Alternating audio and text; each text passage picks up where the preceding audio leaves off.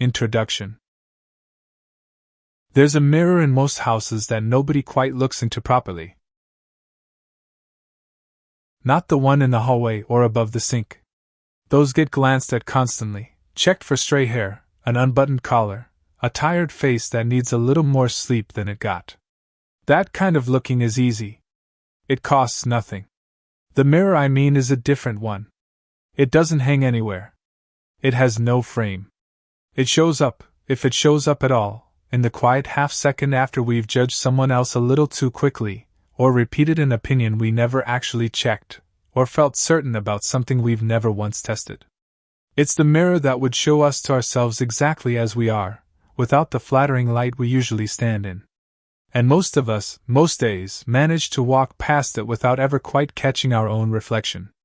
This book is an attempt to walk up to that mirror anyway, and actually look. It starts somewhere almost embarrassingly familiar, the small, private relief we feel when someone else's life falls apart in some visible way, and how that relief quietly protects us from ever having to examine our own. From there it moves into something harder to admit, the ways we deceive ourselves without ever feeling like liars, wearing borrowed beliefs the way we'd wear a coat bought under bad lighting, never checking the sleeve until we're already out the door. It asks what it actually means to think, as opposed to simply repeat, and why so many of us mistake the second for the first. It follows a trader who refuses to accept or reject a story outright and goes looking for a scale instead. It sits with two boys on either side of an old family wall, discovering that a memorized answer can't keep pace with a life that keeps changing the question. It stands on the edge of a small island with a man who has no way to measure a continent, because he's only ever had an island to measure with. And it ends, for now, at the door of a house built so securely against every danger that it very nearly becomes a grave, and at the strange discovery that being fully alive requires leaving exactly that one door open. None of these are new problems. People have been circling them for as long as there have been people to circle them. What I hope this book offers isn't a set of answers to memorize and carry forward the way we carry every other borrowed conviction. It's closer to an invitation to notice something you already half know, in the quiet moments when nobody's watching and no one needs impressing, including, especially, yourself. I won't pretend this is comfortable work. Looking honestly into that mirror rarely is, at least at first. There's a reason most of us prefer the hallway mirror, with its kind lighting and its narrow, forgiving questions.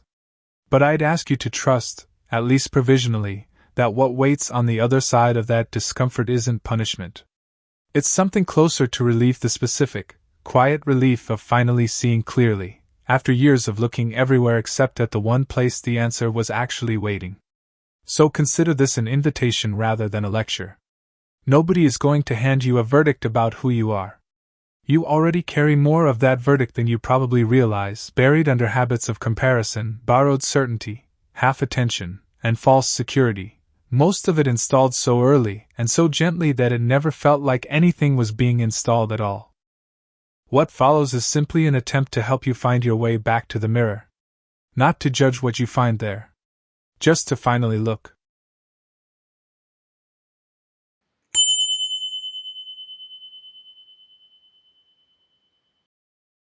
Chapter 1. Everyone else's weather. There is a particular kind of relief that comes from watching someone else get caught in the rain. Not cruelty, exactly. Something smaller and more forgivable than that. You're standing under an awning dry, and across the street a man is sprinting with a newspaper over his head, and some old, unlit part of you feels just for a second better. Not because his soaking is a triumph for you. Because it means, at least for now, the rain has found someone else's problem to be.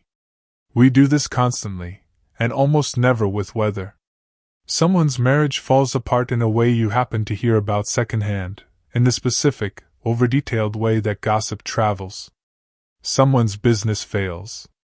Someone gets caught in a lie so small it would be funny if it weren't theirs. And something in us quick, quiet, almost polite about it takes a seat and watches. It isn't that we enjoy their pain. Most of us aren't built for that kind of enjoyment. Or we tell ourselves we aren't. which amounts to nearly the same thing in daily life. What we enjoy, if enjoy is even the word, is the temporary sensation of comparison working in our favor. At least I haven't done that. At least I'm not that far gone. It's a strange kind of arithmetic, subtracting someone else's mess from our own ledger and calling the remainder peace. I want to spend this chapter looking closely at that arithmetic, because I think it's one of the most reliable ways a person can spend an entire life without ever really meeting themselves. There's an old habit, you may recognize it even if you've never named it, of keeping two very different sets of eyes.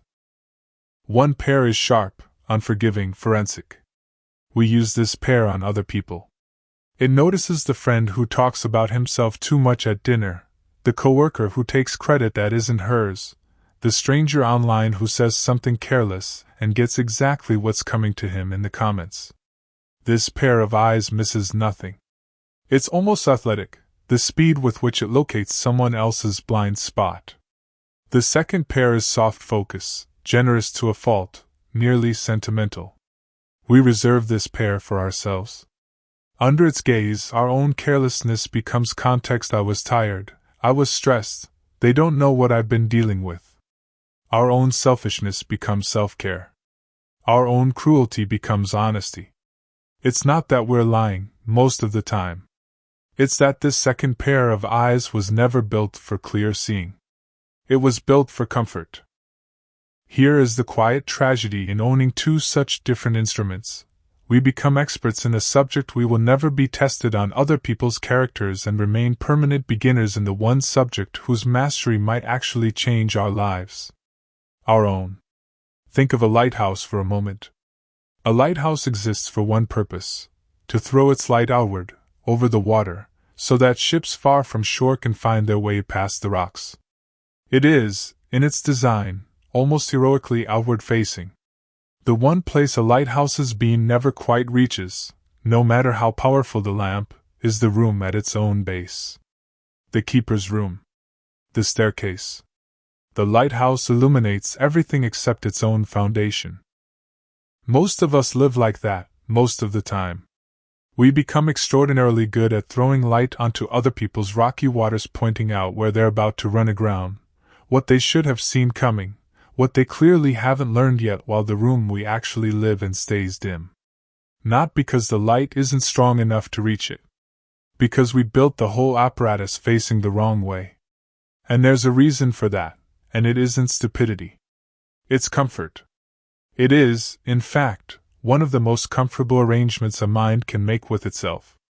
Because here is the truth under the truth. Watching someone else's failure doesn't just distract us from our own, it quietly rewrites our own. Say a man knows, somewhere beneath the surface of his daily thoughts, that he has not been honest with his family about money. That knowledge sits there, uncomfortable, asking to be looked at. Then a friend's affair becomes public, messy, humiliating for everyone involved, and something strange happens. The man feels, not guilt exactly, but a kind of moral recalibration. At least I've never done anything like that. And just like that, the debt he owed his own conscience gets marked, quietly, as paid. Not through honesty. Through comparison. This is the first gift that judgment gives us, and it's a real gift, which is exactly why it's so hard to put down. It normalizes our own darkness by placing it next to someone else's larger darkness. If everyone's boat is leaking, my leak stops feeling like a leak. It starts feeling like weather. Like something that simply happens to boats. The second gift is quieter and more dangerous. It's this, the sharp, forensic attention we could have turned on ourselves, the attention that produces the particular discomfort that leads, eventually, to change gets spent instead on someone else's file. We use up our capacity for scrutiny on a case that was never ours to solve, and we walk away from the one case that was. I don't say any of this as an accusation. I say it because I've caught myself doing it too many times to pretend otherwise, and because I suspect if you're honest for even one quiet minute, you'll recognize the pattern in your own week. Maybe your own morning. This isn't really about becoming a harsher judge of yourself. either trading the soft focus pair of eyes for the sharp one, turned inward now, cutting yourself the way you've been cutting everyone else. That would just be cruelty with better aim. What I'm describing is something closer to what a good instrument does when it's finally calibrated correctly, not harsher, just accurate. The same light. Turned toward the base of the tower instead of only ever out to sea. And there's something else worth saying, because it matters. None of us are choosing between being the person who watches the rain and the person caught in it. We are, every one of us, already both. We have already been soaked by our own weather, more times than we'd like to count, on afternoons no one else witnessed. The only real question is whether we're willing to remember that when we're the one standing dry under the awning. There's an old idea, found in more than one tradition and phrased 100 different ways across centuries, that the beginning of any real interchange is not correction. It's sight. You cannot repair a room you refuse to walk into. You cannot recalibrate an instrument whose readings you've never once trusted enough to check. Which means the harder, quieter work isn't watching the neighbor's rooftop for leaks. It's finally turning the lantern toward your own foundation and asking, without flinching and without excusing, what does this room actually look like, lit up, with no one else in the frame to compare it to? That question doesn't arrive with an answer attached. It arrives if you let it sit long enough, with something better, a kind of clean, uncomfortable clarity that every real change in a human life has, at some point, had to pass through. We'll sit in that discomfort together in the next chapter, because it turns out the room is rarely as dark as we feared. But we won't know that until we're willing to actually walk in and look.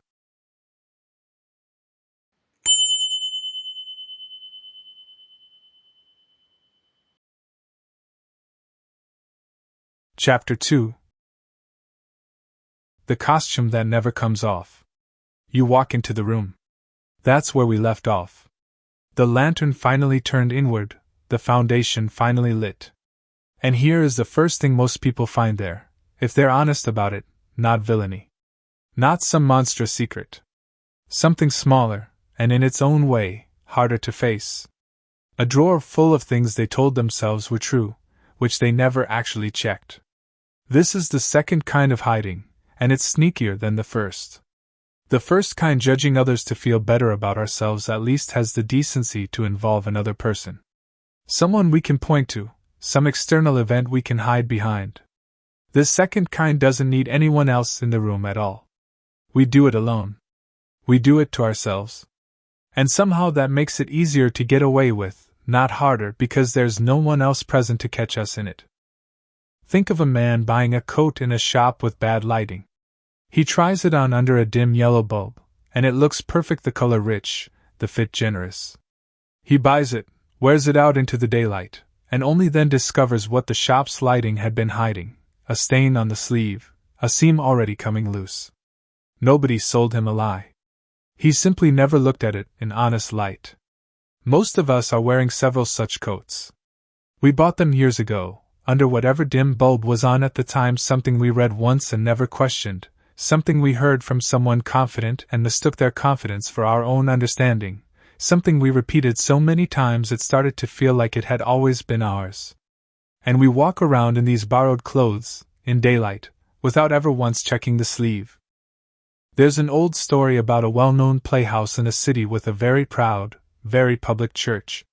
Its head clergyman quietly wanted to see the plays everyone kept talking about, but a man of his position couldn't be seen walking in through the front. So he wrote to the theater privately, asking if there was some back entrance he might slip through, unseen by the crowd. The reply he received was gracious. "Of course, come in through the side door," it said. "We built it for exactly this. Men of the cloth use it more often than you'd think. But we should mention one thing. This door will hide you from the audience just fine. We don't have one that will hide you from the one you actually answer to."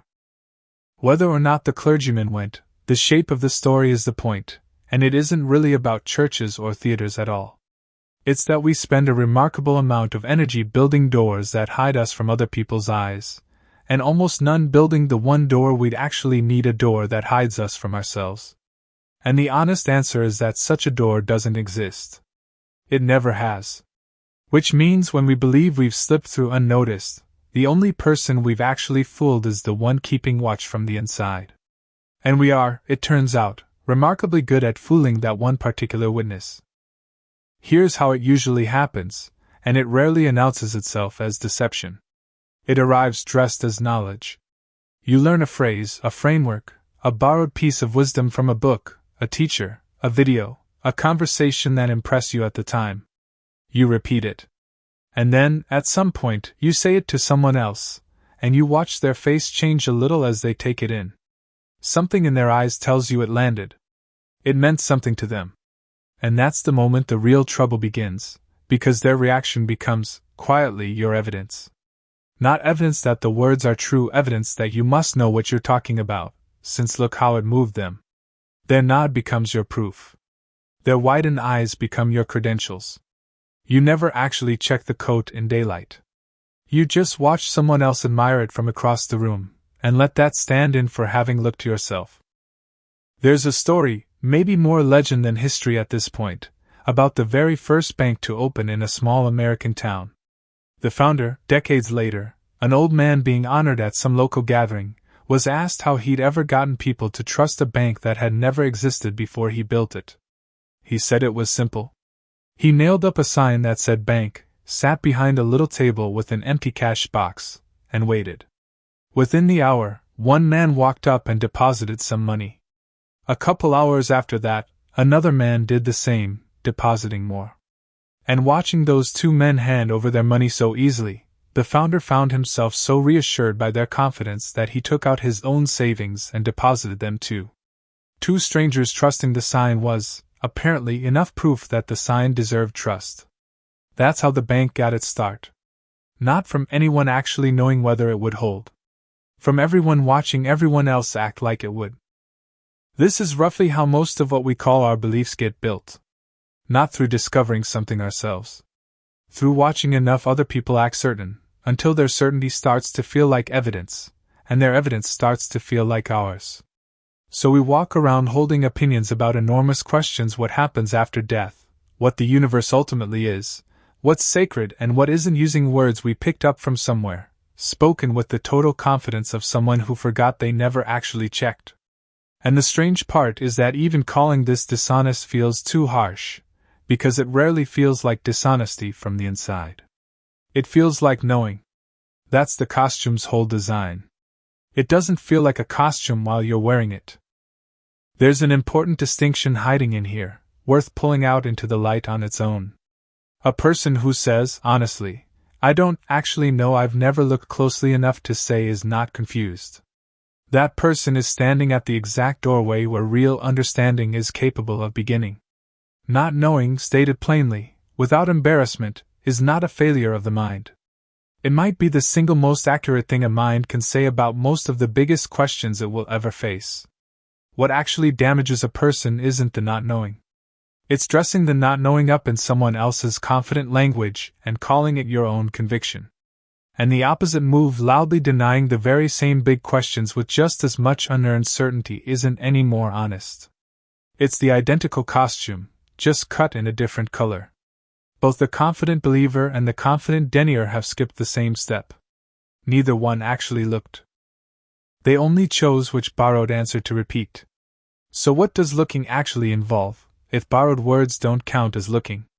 This is where thinking, real thinking, has to be separated from something people quietly confuse it with, believing. Most of us spend our days feeling remarkably full of thought, when what we're actually full of is settled positions we adopted long ago and haven't revisited since. That isn't the same activity, even though it can feel identical from the inside. Real thinking requires a strange kind of discomfort most people quietly avoid, actually withholding the conclusion, staying in the question a little longer than feels comfortable, watching your own mind instead of rushing to whatever answer you already keep in your back pocket. Belief is a door you walk through once, and then forget is even a door. Thought is a door you keep your hand on, checking, again and again, whether it still opens the way you assumed. And here's what makes this so quietly difficult: nobody else can walk through that door for you. Not the confident friend, not the compelling book, not the video that moved you at 2 in the morning. Their conviction can only ever be borrowed. It was never yours to begin with, and no amount of repeating it will change whose coat you're actually wearing. We'll spend the next stretch of this book learning what it actually looks like to check the sleeve in daylight, to hold a question long enough that borrowed language finally falls away, and something more honestly your own is left standing in its place. It's slower than repeating what sounded true. It's also the only door in the house that leads anywhere real.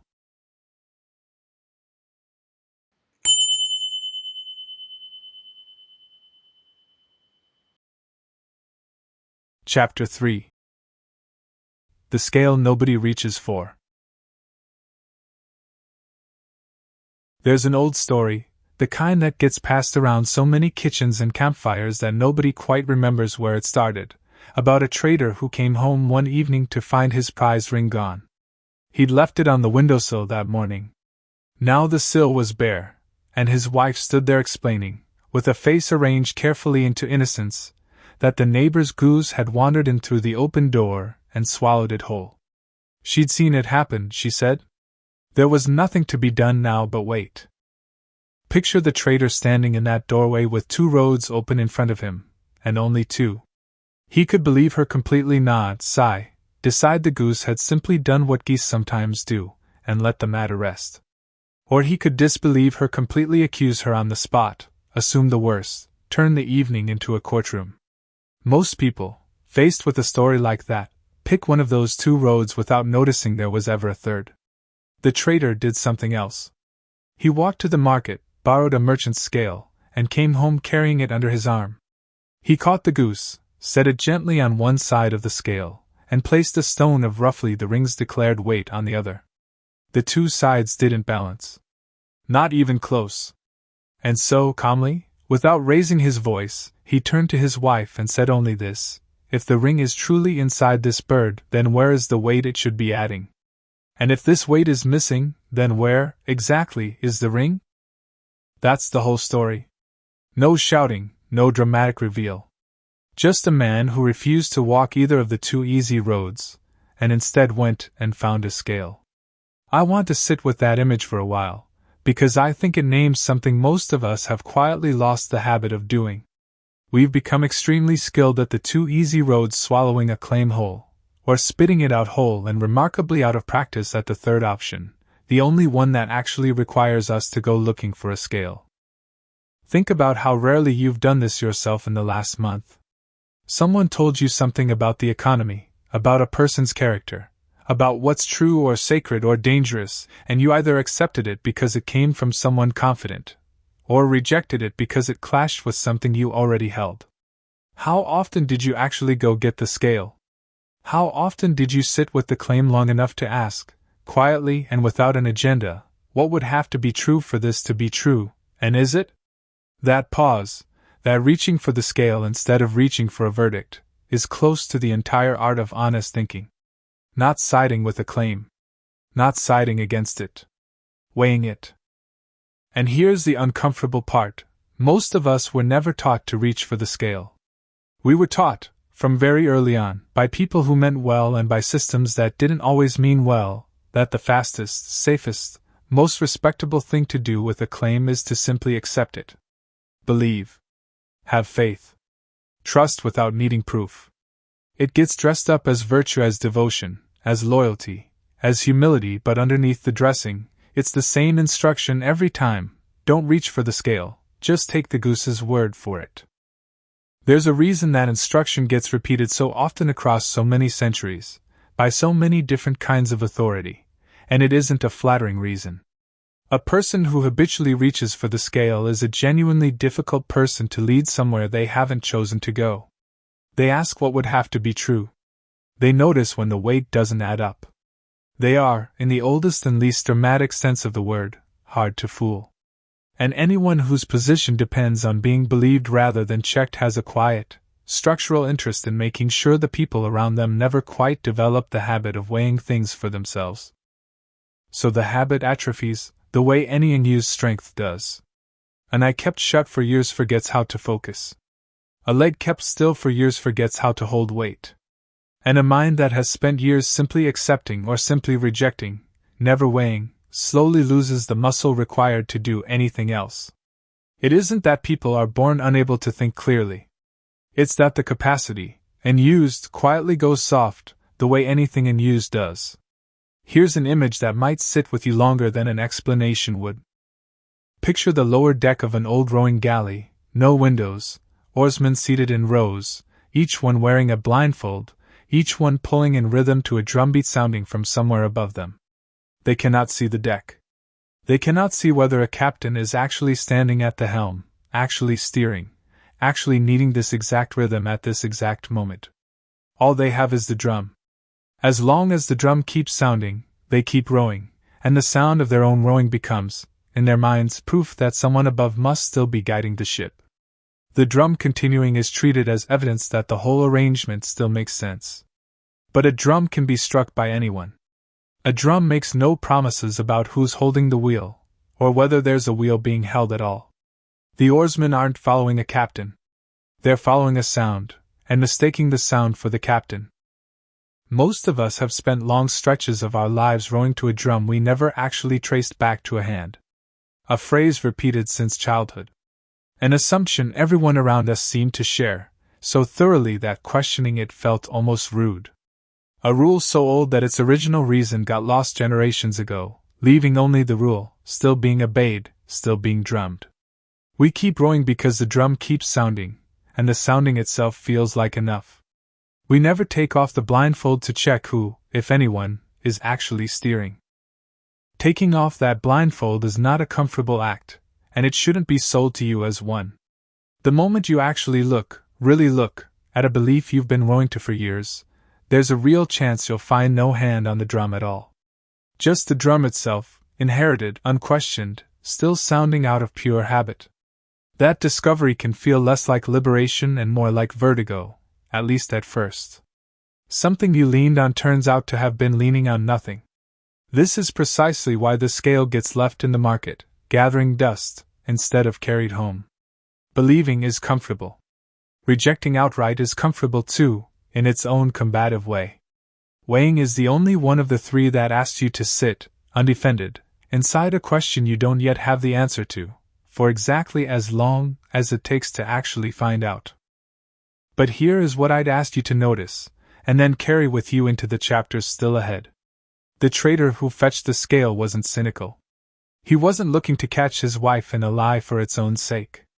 He simply refused to let a claim pass through his life unweighed, comfortable as that would have been.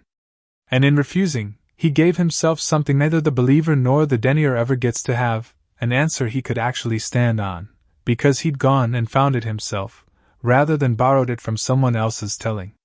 That's the strength this book keeps circling back to, chapter after chapter, from different angles. Not certainty handed to you. Not doubt handed to you either.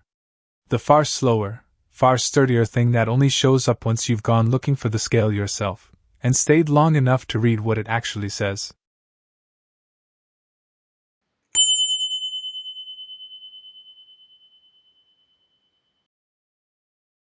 Chapter 4.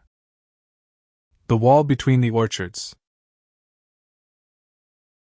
Here's a question worth sitting with longer than it usually gets. What, exactly, separates you from the stranger across the street whose convictions run in the opposite direction from yours? Not your kindness. Kindness isn't handed out by conviction, you'll find it, or its absence, on every side of every line ever drawn. Not your intelligence, or your capacity to love, or the shape of your ordinary days, which probably look more like his than either of you would guess. Strip away the specific words you were each taught to hold sacred, and what's actually left standing between you? For most of us, if we're honest, the answer is smaller and stranger than we'd like it to be. It's an accident of geography and timing.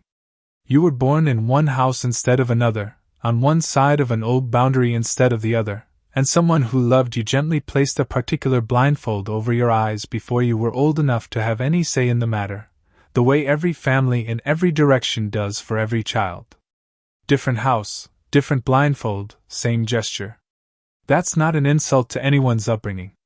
It's just an observation about how conviction usually arrives not chosen, but installed, early and lovingly, by people who were themselves handed the same installation by someone before them. And once installed, the blindfold does exactly what blindfolds do. It doesn't just block a particular view. It blocks the very idea that there was ever a view to block. There's a reason this arrangement gets defended so fiercely, generation after generation, and it isn't really about truth at all. A person who has quietly stopped asking questions is, from a certain vantage point, extremely useful. He can be told his neighborhood is under threat and he'll march. He can be told an old rival deserves punishment, and he won't pause to ask what the punishment is actually meant to accomplish.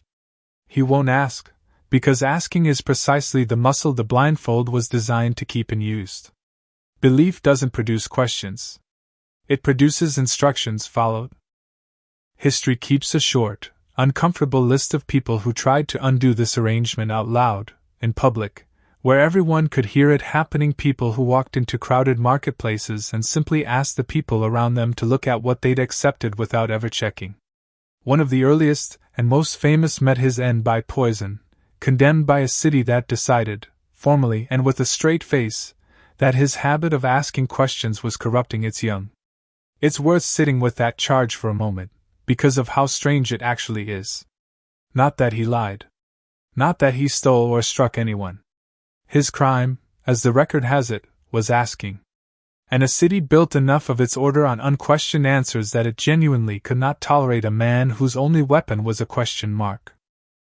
That story is old, but the arrangement it describes is not remotely finished. It's simply gotten quieter and better dressed. Every system that depends on obedience rather than understanding has a structural, self-interested reason to prefer citizens who accept over citizens who ask, and this remains just as true whether the system wears a crown, a pulpit, a party badge, or a corporate title. None of them are required to conspire with one another in some smoky back room to want the same outcome. They only need to individually notice, each in their own domain, that a person who stops to ask what a demand actually accomplishes is a person considerably harder to command. Now, here's the part of this that I think matters even more than the history, because it's smaller, and it happened between children, and it says something about how the blindfold actually gets loosened, when it does. There's a story about two orchards on opposite sides of an old stone wall, tended by two families who had despised each other for so many generations that nobody left alive could tell you what the original quarrel had even been about. The grudge had simply been handed down, the way an heirloom gets handed down, treasured mostly out of habit and loyalty rather than any live memory of why it mattered. Each family taught its children, from the earliest age old enough to understand a warning, that the family on the other side of the wall was not to be spoken to, trusted, or even looked at longer than necessary. But children are children before they are anything else, and the two families each kept a boy who did small errands near that wall, and boys who are near each other for long enough eventually talk, no matter what they've been told, because that particular kind of obedience takes longer to install in a child than adults like to admit.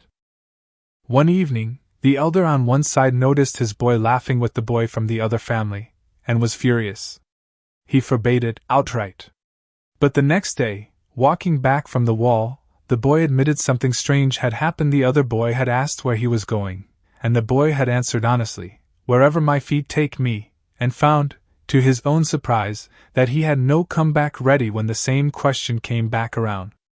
The elder, unwilling to let his family lose even so small a contest, prepared a clever retort for the next day, asked him again, and when he says his feet, asked him what he'd do if he had no feet at all. That would surely leave him stuck.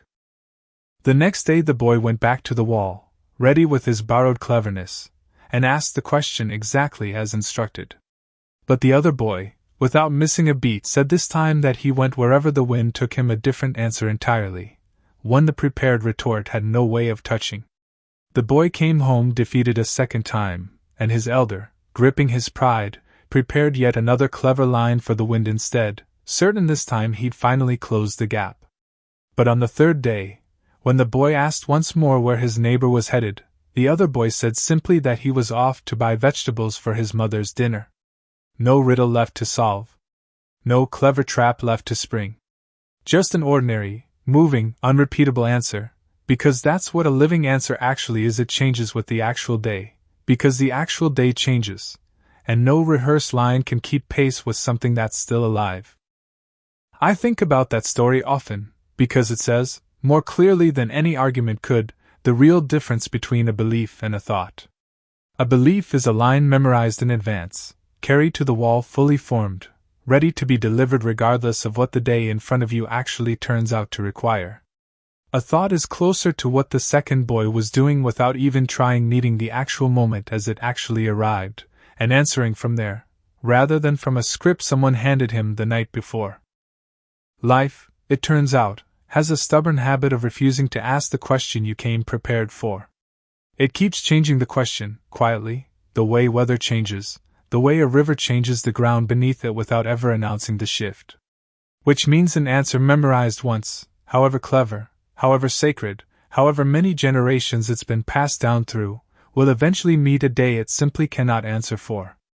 Only a mind still capable of actually looking, actually noticing what's different about this particular morning, has any real chance of meeting that day honestly. The wall between those two orchards is still standing, in the story, exactly as old and as pointless as it always was. But for one evening, two boys stood on either side of it without it, simply because either one had yet finished being fitted for his blindfold. That's the thin, fragile, entirely ordinary place where the whole arrangement starts to loosen. Not a grand revolution.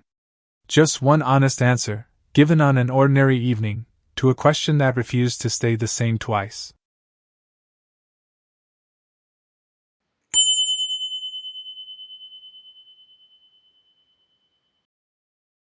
Chapter 5. Sheet music for a song that keeps changing key.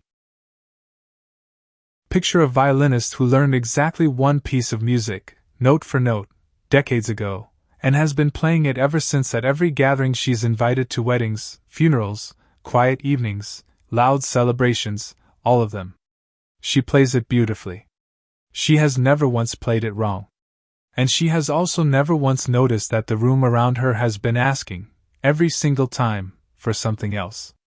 That's a strange kind of skill, to have total mastery of a piece that no longer fits any occasion it's played in. And I think it's a fairly accurate picture of what a borrowed belief actually is. Not stupidity. Not laziness. Just a beautifully memorized answer, performed flawlessly, for a moment that has already moved on to asking a different question. Life doesn't hold still long enough to let a memorized answer catch up to it. That's not a flaw in life. That's simply what being alive means. The ground keeps shifting under your feet in small ways, moment to moment, and what worked as an honest answer yesterday can be quietly out of tune with today before you've even noticed the key has changed. A river doesn't pool obligingly at your feet so you can study it at leisure. It's already somewhere downstream by the time you've finished describing where it was. This is the real cost of carrying an answer you inherited rather than one you arrived at yourself. It isn't that inherited answers are always wrong. Plenty of them, by pure inheritance, happen to still fit. The real cost is timing. A borrowed answer was frozen at the moment someone else finished thinking it, and it has stayed exactly that temperature ever since, while the actual moment you're standing in has kept moving, kept changing shape, kept asking new things. You reach for the old page of sheet music precisely when the room has already shifted into a different key, and by the time you look up from the page, the room has moved again. Thinking, real thinking, is closer to playing by ear than playing from memorized notes. It requires actually listening to the room you're in right now, rather than trusting that the piece you rehearsed years ago must still be the right one simply because it once was. That's a far more demanding way to make music. It asks something of you in the moment, every time, rather than letting you coast on preparation done long before you arrived. And most of us, if we're honest, would rather coast. Rehearsed answers don't ask anything of you. Someone else already did the asking, long ago, and handed you the result. All that's left for you to do is repeat it. No listening required. No risk of getting it wrong in public, because you never had to actually work it out yourself. That's the quiet appeal of belief over thought, and it's worth naming plainly instead of pretending we're above it. Belief is restful. Thought is labor. Given the choice between the two, most of us, most days, choose rest, and then mistake the rest for understanding. But there's a second requirement for real thinking, beyond simply being willing to do the work, and it might be the harder of the two. You can sit down and genuinely try to think something through, put in real effort, refuse to just repeat what you were handed and still arrive somewhere false, if you walked into the question having already decided, somewhere underneath your own awareness, which answer you wanted to find. Here's a small story that shows how easily this happens, and how convincing the result can look from the outside.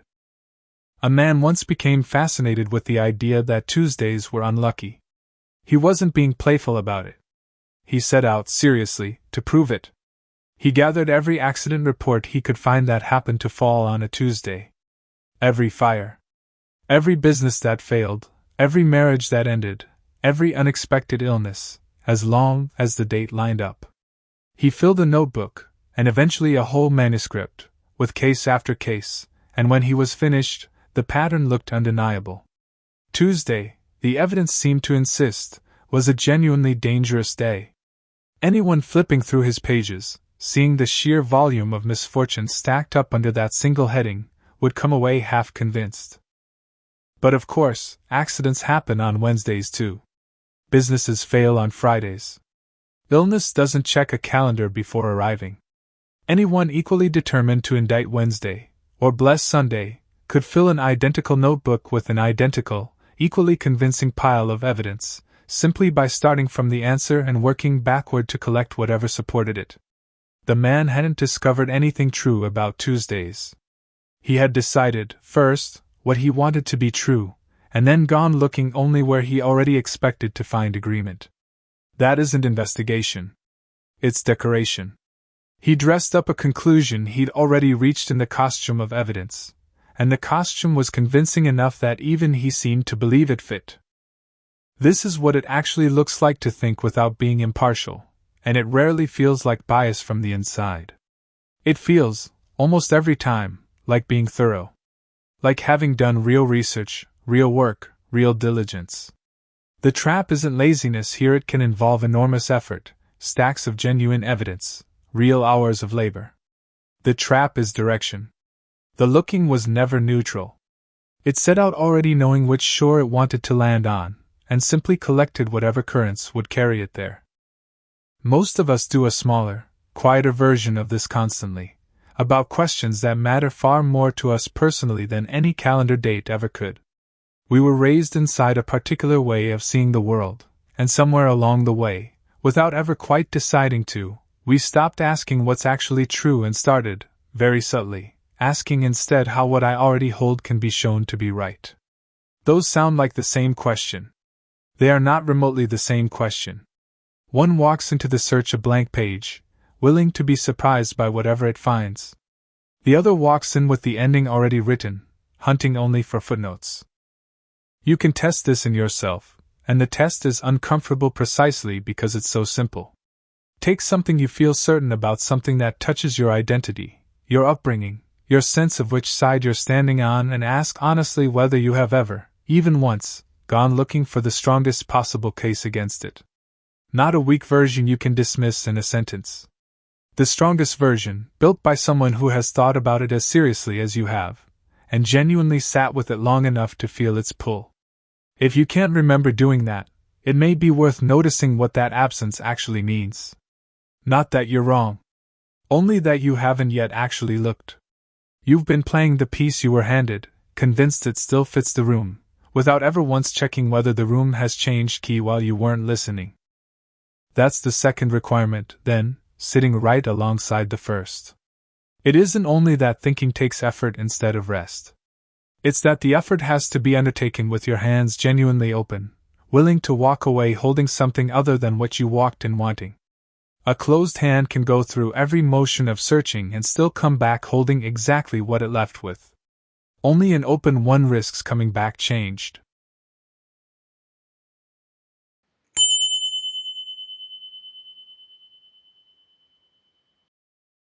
Chapter 6.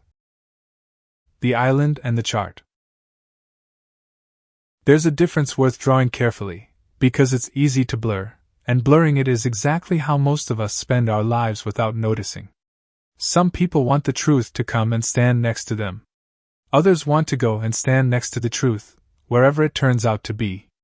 Say those two sentences slowly, because they sound almost identical, and they are not remotely the same thing.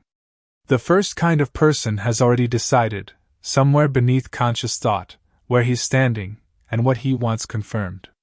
He isn't searching for what's real. He's searching for backup. If the evidence agrees with him, he calls it proof.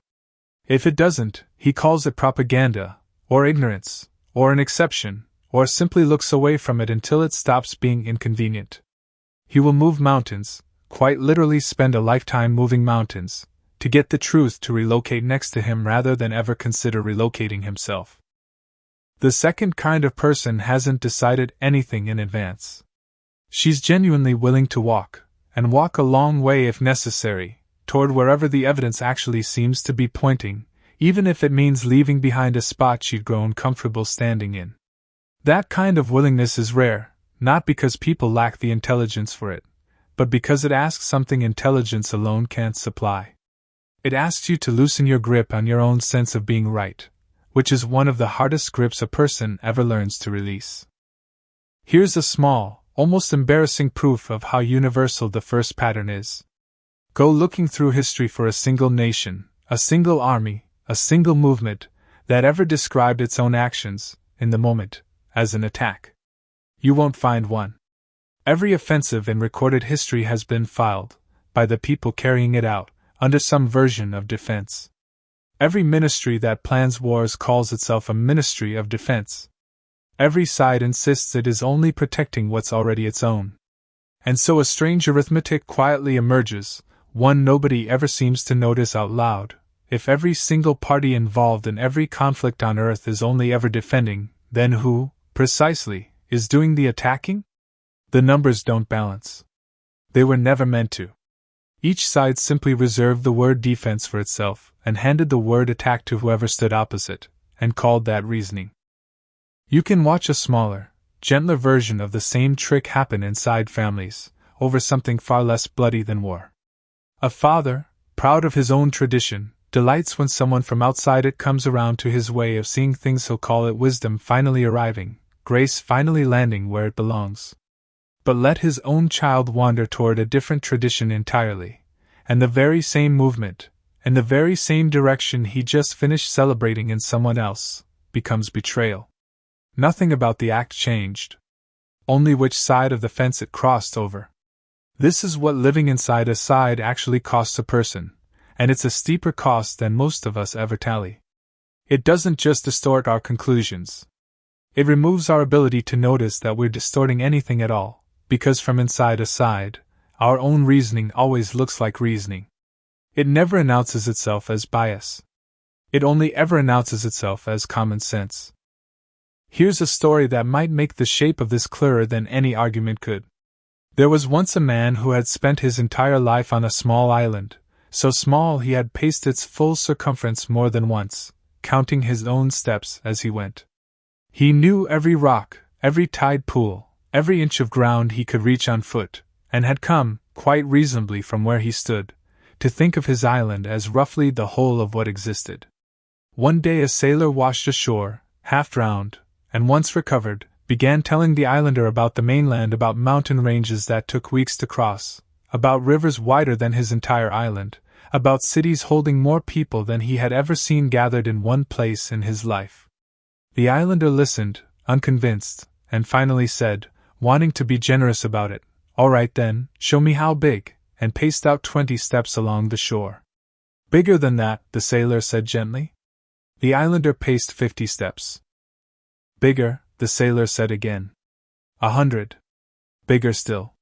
Eventually the islander grew frustrated, certain now that the sailor was either mocking him or simply mistaken, because he had run out of island to pace, and the sailor kept insisting there was more world left to measure. What the islander never considered, not even once, was that the problem wasn't the size of what the sailor was describing. The problem was the tool.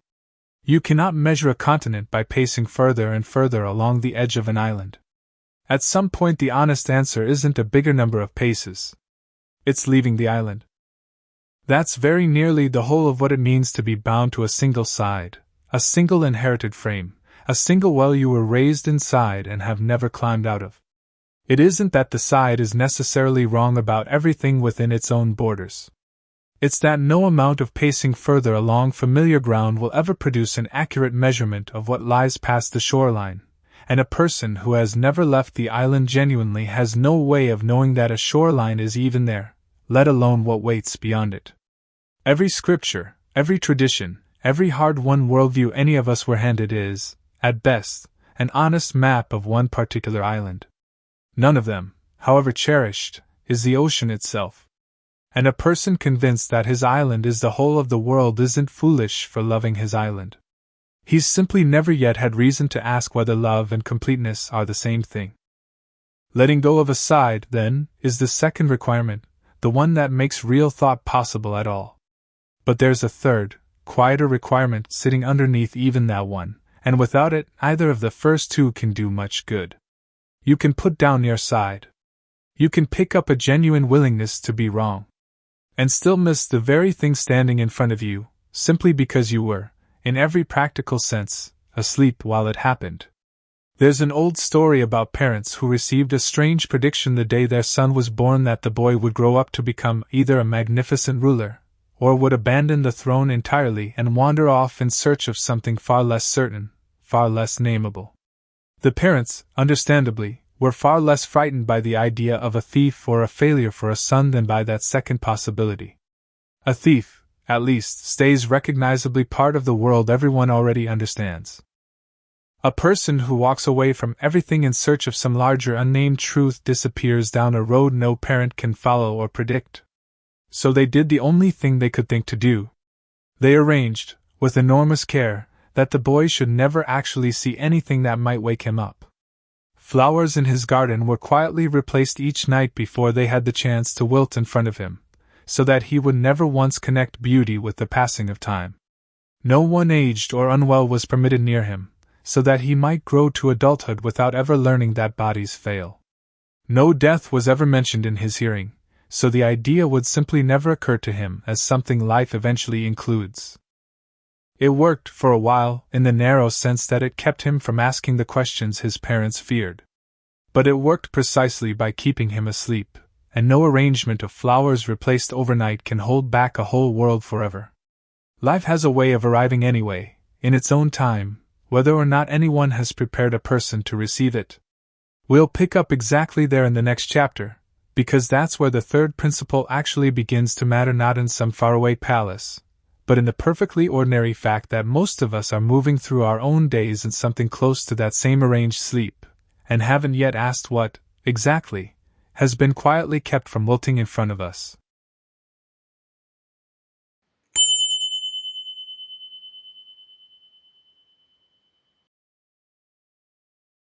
Chapter 7. The warning comes too late on purpose. There was once a young man, raised so carefully behind walls built to keep every hard fact of the world from ever reaching him, who rode out one morning in his chariot toward a festival held for the youth of his kingdom. Along the road, he saw an old man for the first time in his life. Not the first time an old man had ever passed near him. The world is full of old men, and one had surely crossed his path before without incident. But the first time he actually saw one. There's a difference between a sight passing across your eyes and a sight actually landing inside you, and everything that followed came from the second kind, not the first. He asked his driver what was wrong with the man. He had never encountered anyone bent that way, skin loosened that way, moving that slowly through the world. The driver told him, plainly, that the man had simply grown old. And here is where the story turns interesting, because of what the young man asked next. He didn't ask where the old man lived, or what could be done for him, or whether some remedy existed. He asked only one thing: does this happen to everyone? Told that it did, without exception, he asked a second question, quieter than the first: will it happen to me? And when the answer came back yes, with no exception carved out for a prince, he told his driver to turn the chariot around. There's no reason to go to a festival of the young, he said, when I am already growing old myself. It isn't a sudden event waiting somewhere in the distant future. It's already happening, right now, in this body, at this moment, the same slow work that finished on the man we just passed. The world will simply notice it later. It's already begun. That's what it looks like to actually see something, rather than simply let it pass across your field of vision on its way to somewhere else. Most of us pass old age, illness, and loss dozens of times a week, and register almost none of it, because registering it fully would demand something none of us particularly want to give it, our full, undivided attention, right now, on a fact we'd rather keep at a comfortable distance. We let these things through our eyes but not into us, and we call that living carefully, when it's closer to living asleep with our eyes technically open. There's a story that shows just how literally this can happen, not as a metaphor but as an actual, almost comic scene. A wandering teacher once came to speak in a village, and the wealthiest man in that village, a generous patron whose support kept the local temple running, sat in the very front row, as such men usually do.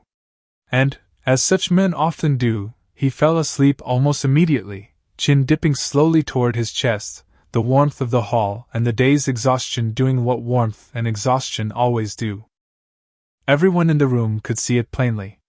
But nobody dared say so, because this was the man whose generosity the whole gathering quietly depended on, and so instead, whenever anyone spoke to him about the talk afterward, they told him how deeply absorbed he had seemed, how visibly moved.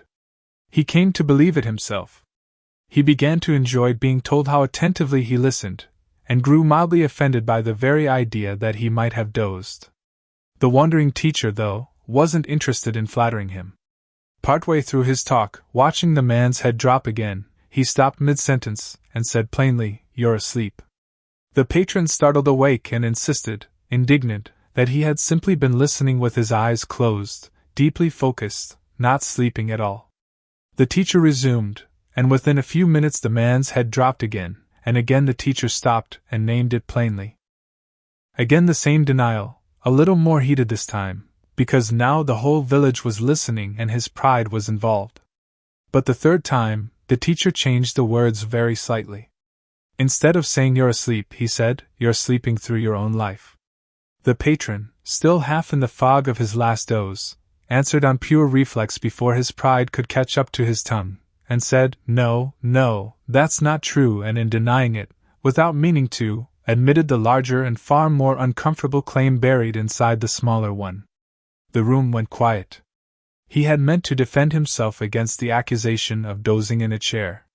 He'd accidentally confirmed something much bigger, about how he'd been moving through his entire life. That story is funny in the retelling, but it's aimed at something that isn't funny at all once you turn it toward yourself. Being told you're asleep in a lecture is a small embarrassment. Discovering that you've been asleep through decades of your own actual life present in body, absent in every way that matters, mistaking the appearance of attention for the real thing, the way that patron mistook his own doze for deep focus is a considerably larger discovery, and most of us are protected from making it by exactly the same mechanism that protected him. People around us, kindly or out of their own need for us to be fine, keep telling us we look engaged. And we, like him, come to believe the compliment more than the truth it was covering. Here's a last story, and I think it says something true about when awareness actually shows up in us on its own, without our needing to force it.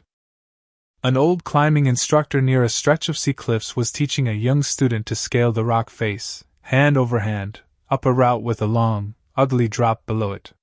The young man climbed steadily, reached the very top, and started his way back down. The old instructor sat below the whole time, silent, watching, saying nothing while his student clung to the most exposed and dangerous stretch of the climb. But when the young man was perhaps 20 feet from solid ground, close enough to feel the danger was essentially behind him, the old man suddenly stood and shouted, "Careful, careful now, don't lose your footing." The student, confused and a little annoyed once his feet touched the ground, asked why the warning had come so late, why the old man hadn't said a word during the truly dangerous stretch high above, and only shouted once the worst of it was clearly over. The instructor's answer was simple. When you were up there, in real danger, you were awake all on your own. Nobody needs to shout at a person who's already wide awake. Danger does that work for free. The trouble only starts the moment a person believes the danger has passed, because that belief is exactly what makes people careless, and carelessness is where falls actually happen. You weren't in danger of falling while you knew you were in danger. You became at risk the instant you relaxed, because relaxing is just another word for beginning to drift back to sleep. That's most of a human life, if you watch it honestly. Real crises tend to wake us up on their own, without effort, without anyone shouting anything at all. A diagnosis, a sudden loss, a genuine emergency, and suddenly a person is more alert, more present, more awake than they'd been in years. It's the ordinary stretches, the safe-feeling ones, the 20 feet from solid ground, where most of us quietly nod off without noticing, mistaking comfort for safety, and safety for a good enough reason to stop paying attention. So the third requirement, underneath thought and underneath impartiality both, is this ongoing, unglamorous discipline of staying awake precisely when nothing forces you to be. Not only in the moment's crisis makes wakefulness automatic. In the ordinary Tuesday afternoons, the comfortable chairs, the familiar roads home, where sleep is quietest, most welcome, and most costly.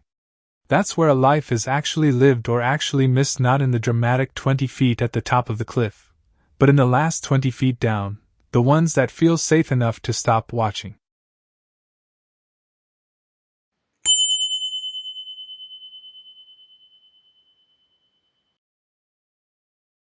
Chapter 8. The Last Door You Shouldn't Close. There's an old, unglamorous piece of advice said to have come from someone on their deathbed when asked, in a single sentence, what the whole search for truth actually comes down to. The answer, as the story has it, was simply this: live dangerously. At first that sounds like something a reckless person would say, not a wise one. But sit with it a little longer, and the recklessness drains out of it, leaving something quieter and more precise. Most of us spend the better part of our lives doing the exact opposite, and calling it wisdom. We build savings accounts against every imaginable turn of fortune. We build walls, literal and otherwise, thick enough that nothing unplanned can reach us. We arrange, piece by careful piece, a version of life with every loose edge sanded down, every risk accounted for, every door bolted against whatever might come through it uninvited. And once that arrangement is finally complete, something strange and rarely noticed happens. We fall asleep inside it. There's a story about a wealthy builder who once had a mansion constructed with only a single entrance, on purpose, so that nothing could ever be stolen from him. Every wall was solid stone. Every window barred. He walked the neighboring king through it once it was finished, and the king was suitably impressed, calling it the most secure house he had ever seen, a place no thief and no enemy could ever enter. An old beggar happened to be standing at the edge of the crowd that had gathered to admire the place, and he began, quietly, to laugh. When the builder asked what was so funny, the old man said there was only one flaw left in the whole design. One door still remained. "Seal that door too," he said, "and you'll finally have exactly what you're after. No thief will ever get in. But neither," he added, "will death, once that last door is closed, have any way of finding you either. You'll be perfectly safe. You'll also be sealed inside your own grave, alive, congratulating yourself on how secure it is." The old man wasn't wrong, and that's what makes the joke land as hard as it does. A structure with no openings left in it at all isn't a fortress anymore. It's a tomb with excellent craftsmanship. And most of us, without ever building actual stone walls, do something remarkably similar with our inner lives, sealing off every uncertain edge, until what's left standing is safe, orderly, and about as alive as a mansion with no doors. Because here's the part that's easy to forget while we're busy building all that security: life was never on offer with a guarantee attached. It arrives closer to how a drop of dew sits on a blade of grass overnight, perfectly present, catching the first light beautifully, and gone the moment the sun climbs high enough to reach it. Nobody promised that dewdrop it would last past sunrise. It was never going to. And the strange, quietly terrifying truth is that nothing in any of our lives comes with a better guarantee than that. The person you love today has made no binding promise about tomorrow. The friend you trust completely could, through no fault of anyone's, be gone by next winter. The ground under your particular version of stable, ordinary life is exactly as steady as that drop of dew, and no amount of careful arrangement changes the material it's actually made of. Most of us know this, somewhere, and spend enormous energy pretending we don't, because the alternative actually living inside that trembling, unguaranteed truth instead of papering over it feels unbearable at first glance. But something interesting happens to a person who stops pretending and simply lets the trembling be real. They wake up. Not metaphorically. Something in them that had gone dull with false safety comes back online, alert again. Because uncertainty and alertness turn out to be closely related, you rarely find one showing up for long without the other close behind. Here's a small, almost painfully ordinary scene that shows exactly how the trade works, and how quickly it happens. A man once married the woman he had spent months courting with his whole attention, noticing everything about her, missing nothing, entirely awake in her presence in a way he'd rarely been awake to anything before. On the very day of the wedding, walking her out of the chapel toward the waiting carriage, he had a strange and honest realization, and admitted it to her almost as soon as they sat down. "Until yesterday," he said, "when I wasn't certain of you, I couldn't take my attention off you for a moment. Just now, walking down those steps with your hand in mine, a stranger passed on the street, and for one full second, I forgot you were even beside me. My whole attention went to her instead. I was completely awake to you when you weren't yet mine. The instant you became mine, some part of me went quiet." That's not really a story about a careless husband. It's a story about what security does to attention, in general, in every direction, all the time. As long as something felt uncertain, as long as there was real risk it might not stay, he was fully present to it. The moment risk left the picture, so did a portion of his own aliveness to the thing he'd supposedly secured. We do this with almost everything eventually. A friendship, once it feels permanently safe, stops being watched closely. A skill, once it feels mastered, stops being practiced with real attention. Even a life, once it starts to feel like something owed to us rather than something on loan, gets watched less and less closely, right up until the day it insists, without asking permission, on reminding us that it was never actually secured at all. So the discipline underneath everything this book has been circling the willingness to actually think instead of simply repeat, to set down aside instead of defending it, to stay awake instead of drifting into comfortable sleep turns out to rest on something even more basic than any of those three. It rests on being willing to leave that one last door unsealed. Not out of carelessness. Out of the plain recognition that a life with every door bolted shut isn't a safer life. It's simply a smaller, quieter version of already being finished. I'll close this stretch of the book with a small story that I think holds all three of these threads together at once, better than any explanation could. A wandering traveler returned, after many years, to the kingdom of a friend he'd grown up with, who now sat on its throne. The king welcomed him warmly and, after the embraces and the formalities, asked the question he'd clearly been saving up for years. "You've walked the far corners of the earth, my old friend, surely you've brought something back for me. I've been waiting a long time to see what." The traveler said that everywhere he went, he had thought of exactly this moment, and had wanted, more than once, to bring something back. But every remarkable object he came across, he found himself setting back down, telling himself, "A king with borders this wide surely already owns this." It took him years of searching before he finally found the one thing he felt certain had never yet reached the palace. The king, thoroughly curious now, asked to see it at once. The traveler only held out his worn, patched traveling bag and asked the king to reach in himself. What he pulled out was almost laughably plain, a small, cheap mirror, the kind sold for a few coins in any market stall in any town. "You have everything a kingdom could hold," the traveler said. "But I doubt you own the one thing that lets a man actually see himself. That's what I've carried all this way to bring you." That's the gift this stretch of the book has really been trying to hand over, chapter by chapter, story by story. Not answers memorized from somewhere else. Not a side to defend, or a wall thick enough to finally feel safe behind. Just an ordinary, unremarkable mirror, the kind that's been sitting in the market this whole time, cheap and overlooked, waiting for someone willing to actually pick it up and look.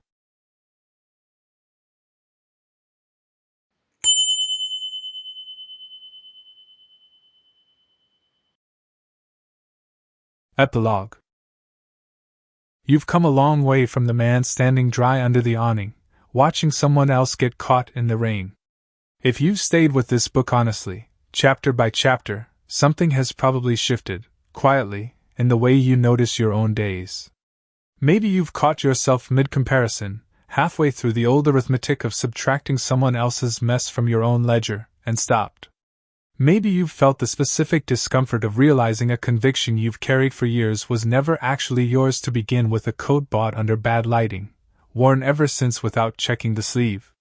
Maybe you've reached, at least once, for an actual scale instead of simply accepting or rejecting something on the spot. That's not a small thing.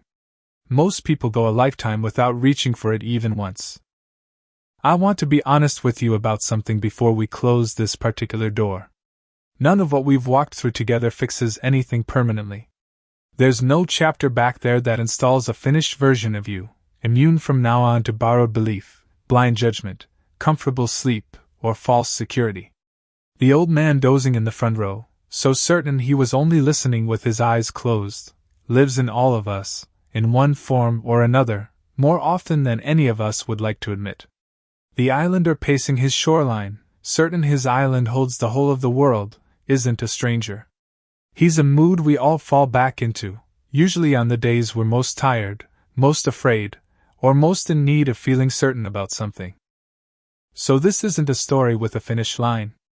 It's closer to a practice than a destination, the same three quiet disciplines returning again and again, in new disguises, for as long as you're paying attention. Think, rather than simply repeat. Set the side down, rather than defend it. Stay awake, especially in the ordinary hours when nothing is forcing you to be. There's a kind of exhaustion that comes from constant vigilance, and I don't want to leave you with the impression that this is what's being asked of you, some grim, humorless watchfulness over every thought and comparison for the rest of your life. That isn't it at all. What actually tends to happen, for anyone who keeps returning to that mirror instead of avoiding it, is closer to the opposite. The vigilance gets lighter, not heavier, the more familiar it becomes. Looking honestly stops feeling like an accusation and starts feeling like relief, the way a room feels lighter once you've finally opened the curtains, even if what the light reveals wasn't especially flattering. Remember the traveler who came home after all those years abroad, and the plain, unremarkable mirror he pulled out of his worn bag. It wasn't a lecture. It wasn't a verdict. It was simply an object, cheap and ordinary, that happened to do the one thing nothing else in that entire palace could do. It let a man see himself. That's all this book has ever really tried to be. Not a judgment handed down about who you are or who you should become. Just a mirror, held up gently, at exactly the moments most of us have learned to look away. Go on and live your days now, the ordinary ones and the difficult ones alike. Watch the small, familiar urge to compare yourself favorably against someone else's trouble, and notice it for what it is instead of following it all the way down. Test the things you're told, including the things you tell yourself. Stay a little more awake than feels strictly necessary, especially on the safe, comfortable afternoons when nothing seems to be asking it of you. And every so often, when you happen to pass an actual mirror, the hallway kind, with its kind lighting and its narrow questions, let yourself linger there one beat longer than usual. Not to judge what looks back at you. Just to actually see it. That's where all of this was always heading. Not towards some distant finished version of yourself. Just back here, to the plain and ordinary act of looking, fully, at the one person you've spent your whole life standing closest to, and somehow seeing least clearly of all.